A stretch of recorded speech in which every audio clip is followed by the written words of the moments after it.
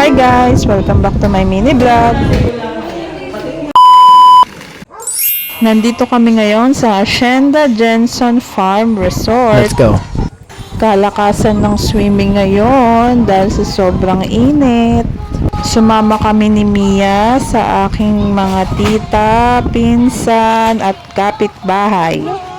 Nakapag-entrance na kaming lahat, kaya papunta na kami doon sa aming cottage. Ayan, stage yung tawag nila dyan sa cottage na yan, kasi para talaga siyang stage. At si Mia, hindi na nagpaawat, diretso swimming pool na.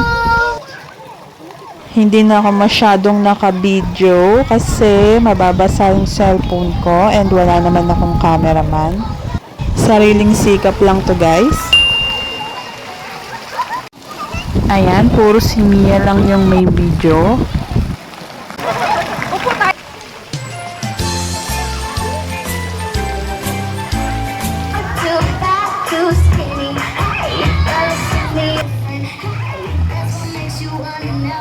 Mapapansin nyo, panay nakadapa si Mia sa swimming pool kasi feeling ko ginagaya niya ako kasi ganun din ako mag-swimming. Dinala ko naman siya dun sa medyo malalim, yung kaya ko lang para makapag-swimming siya ng totoo, yung lumulutang. Pero syempre, hindi ko na yun mabibideo kasi nga wala naman akong cameraman. Nance gabi!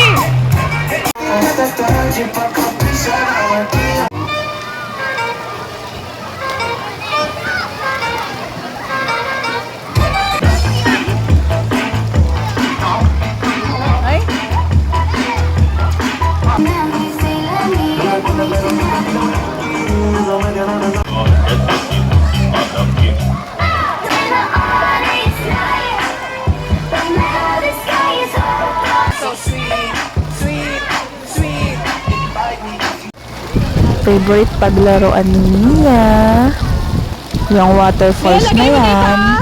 Diyan din kami nagpapamassage ng likod, yung pressure niyan.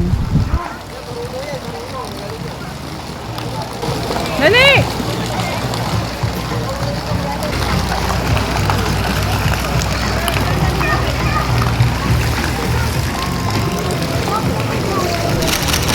Ano?